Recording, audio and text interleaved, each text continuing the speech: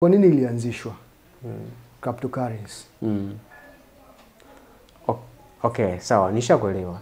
Kwa nini crypto ianzishwe? Kama ukiangalia hizo sifa 4 nilizokutajia, utatambua kabisa kwamba kweli crypto ili deserve kuanzishwa. Decentralization.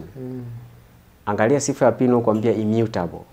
Yaani kutobadilika badilika. Si ndio maana yake? Kaangalie sifa kama transparency, uwazi.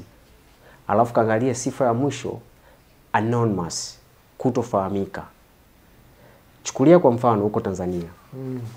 Mimi niko Kenya. Unanitumia mimi pesa. Pesa yako ni milioni 500 unataka kunitumia mimi. Unafikiri kutuma milioni 500 kutoka Tanzania kwenda Kenya, milioni 500 watanikata shilingi ngapi?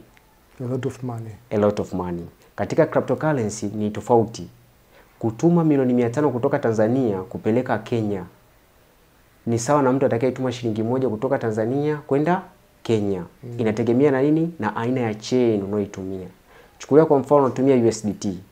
Nikituma USDT kwa kutumia BNB kwa mfano, Binance, BNB chain kutoka Tanzania kupeleka Marekani milioni 500 ni sawa na 0. kama 1 hivi USD. Faida inapatikanaje hapo? Ambao ni kama dola, ni kama shilingi 200.